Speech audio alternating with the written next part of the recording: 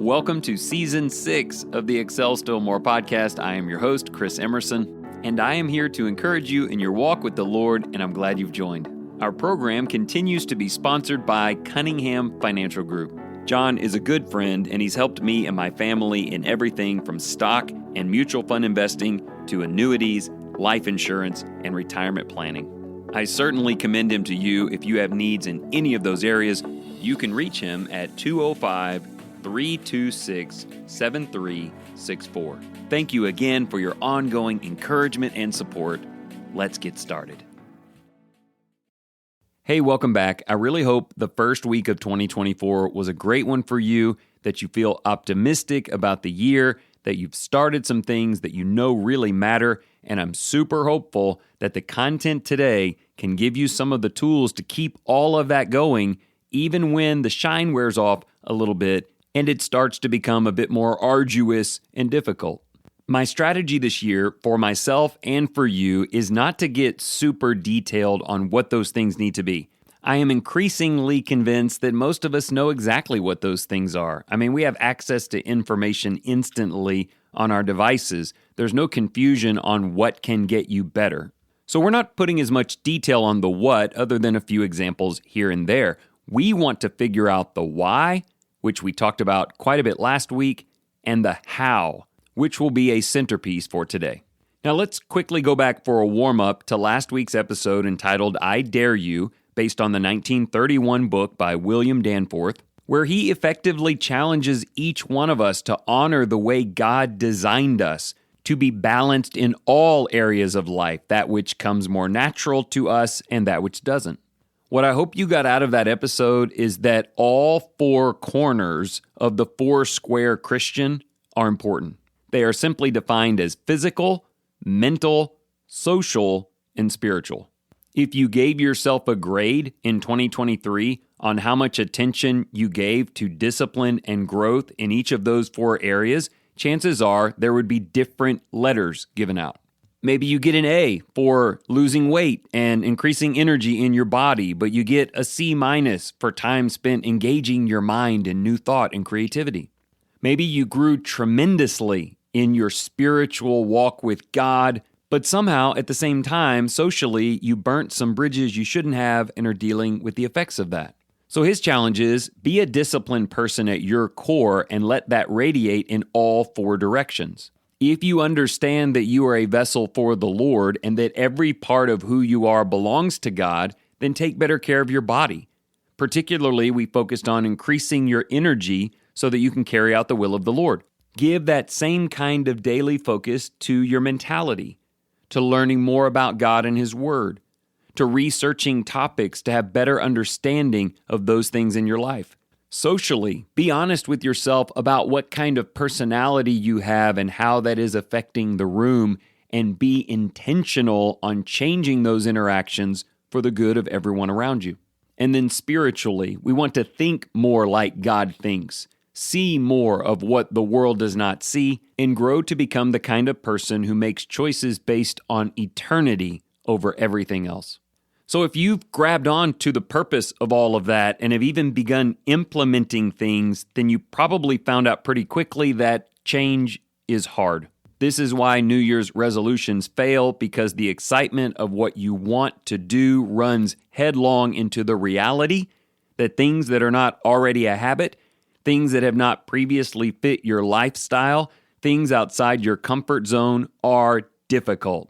They're like a weight that you're carrying in your hand that as you get tired is just begging to get put down. So today, I want to talk to you about how we can keep that going and maybe even embrace the difficulty of it as part of the transformation itself.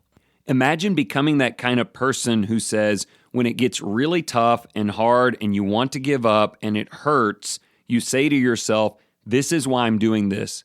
It's not just about what I'll get out of it. It's about training myself to embrace the hard, to change the way I think and feel about challenges. And as you'll hear today, even rewire the way my brain looks at challenges.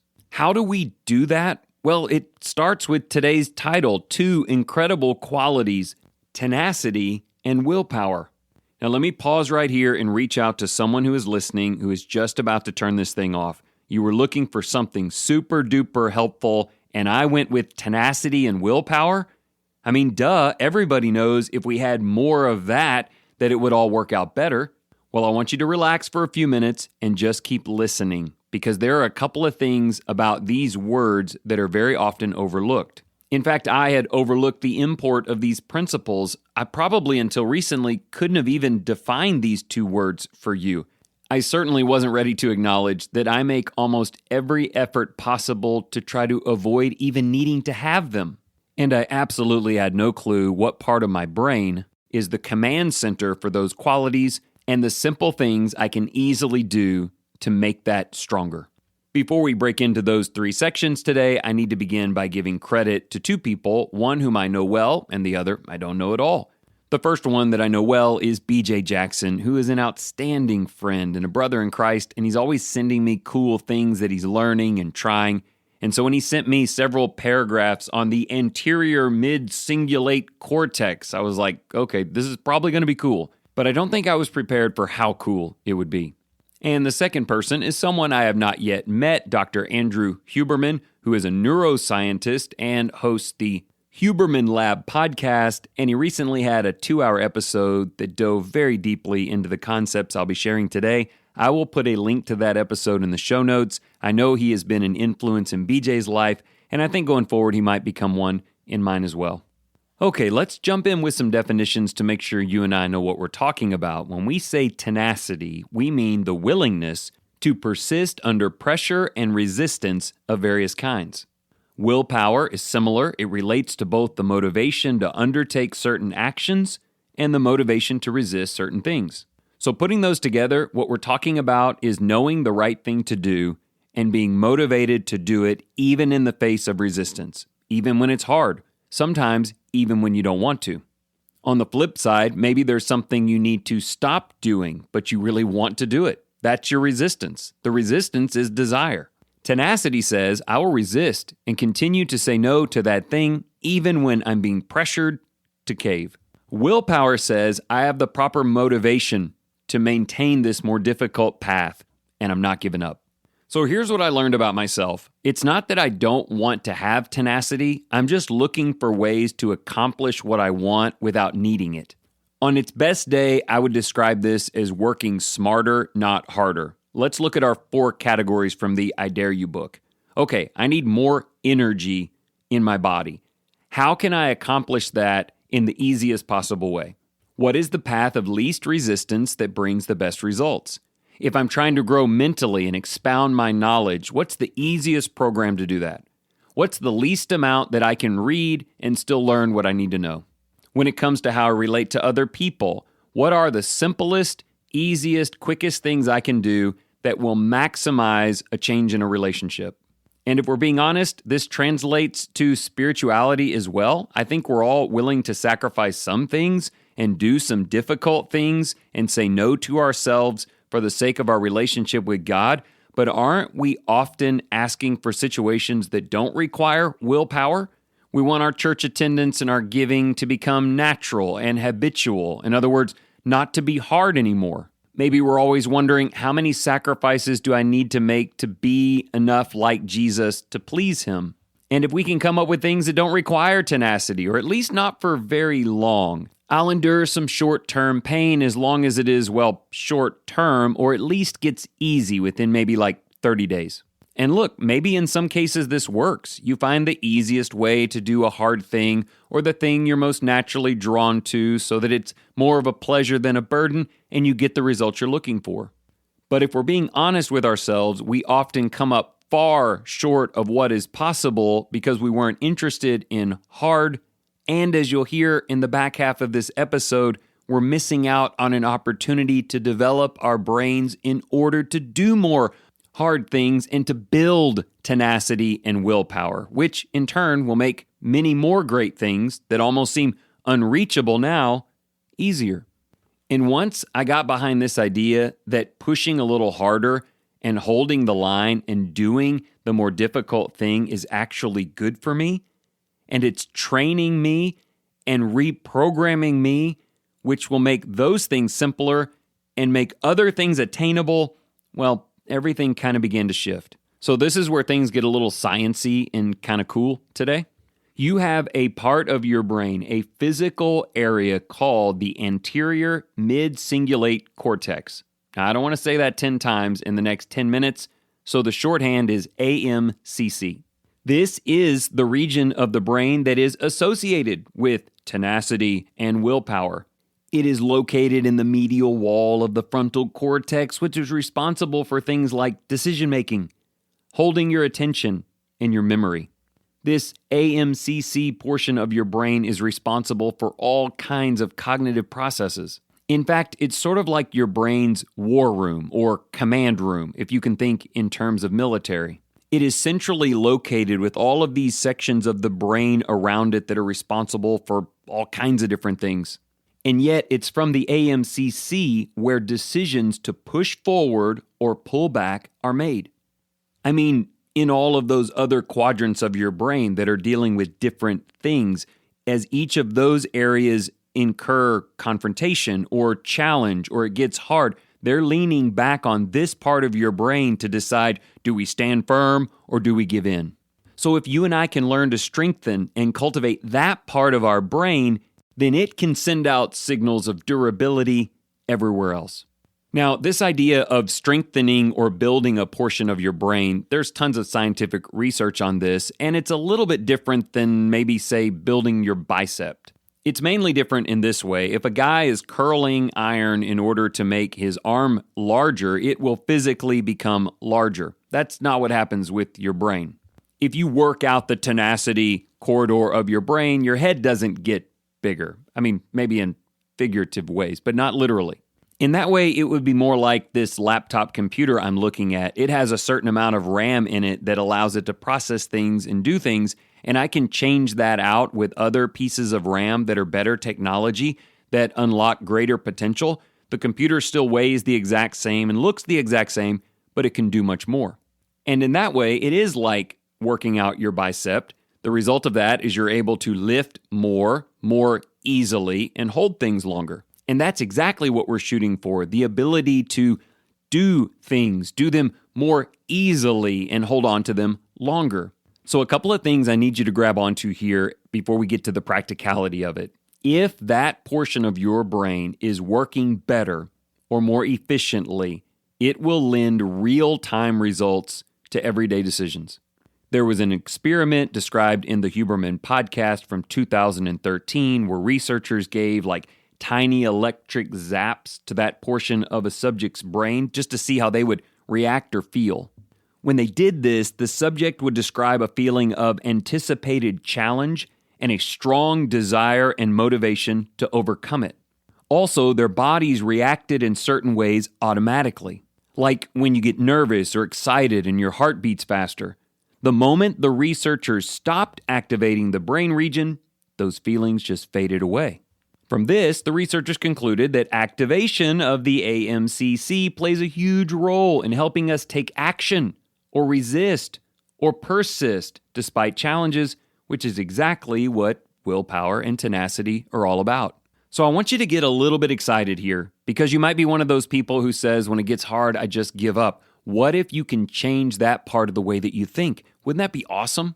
Well, there's plenty of scientific research that suggests that you can. That this brain area is, quote, subject to plasticity. We can actually increase its activity, bring that zap to it by natural means. Now, I'll tell you right now, you're not going to enjoy what those natural means are.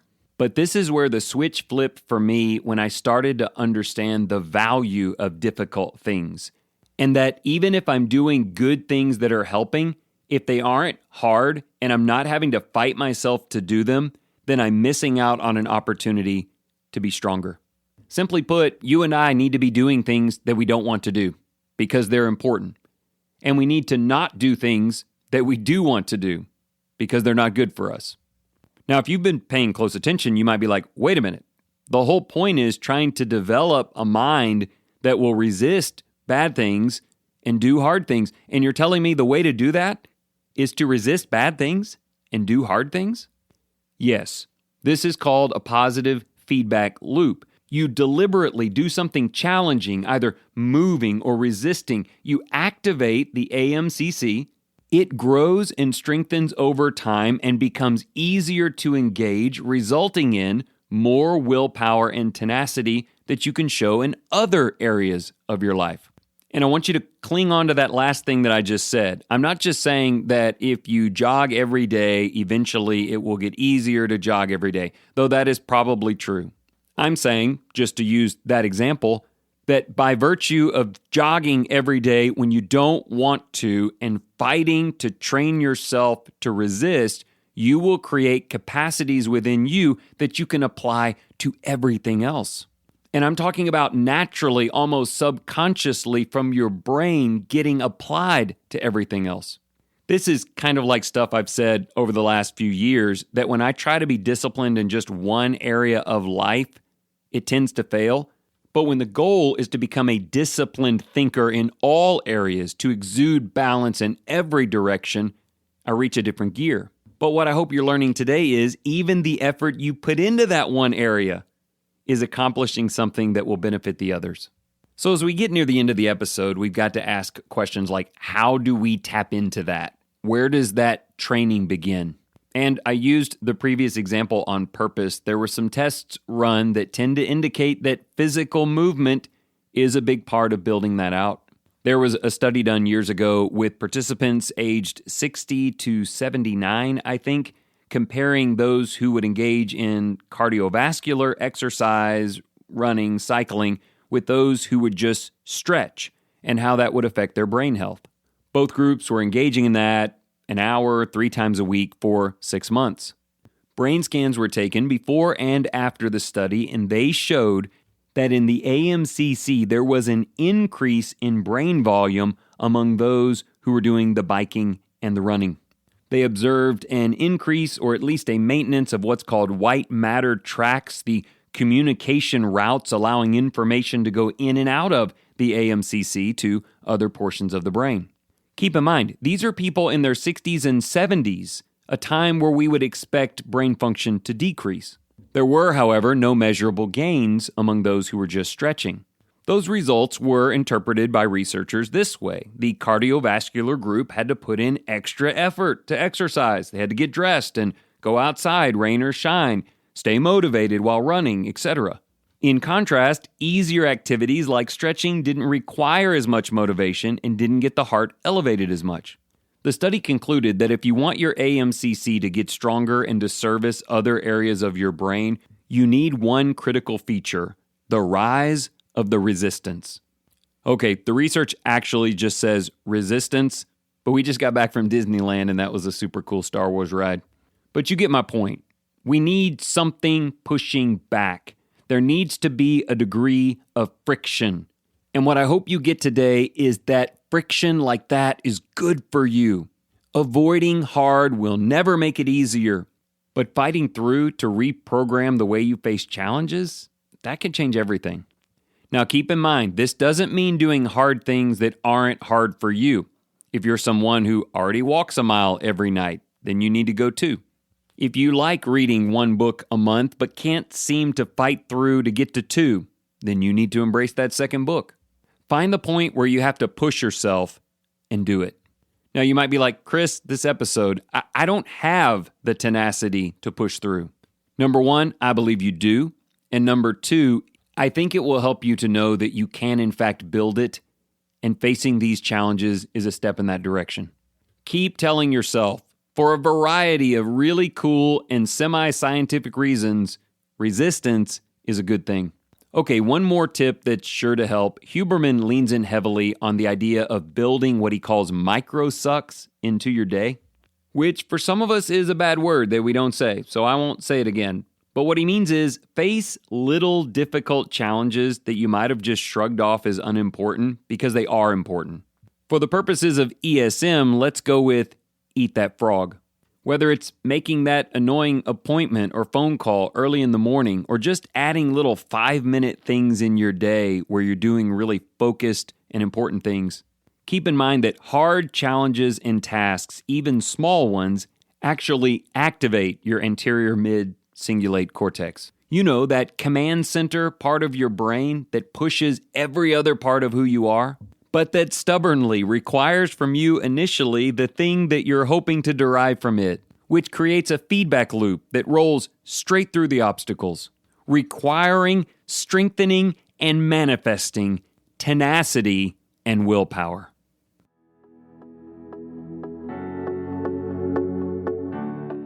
Thank you so much for joining in today. If you enjoyed this episode, I hope you'll consider sharing it with a friend. Speaking of friends, if you have any mortgage-related needs, maybe you're a first-time homebuyer looking to refinance or just want to talk about future home ownership goals, reach out to Tyler Kane. He is a senior loan officer with Fairway Independent Mortgage. Tyler and his team, with their expertise and dedication, have helped many families achieve their home ownership goals. They can advise you on the process from start to finish. His website is included in the show notes, or you can reach him directly at 813-380-8487.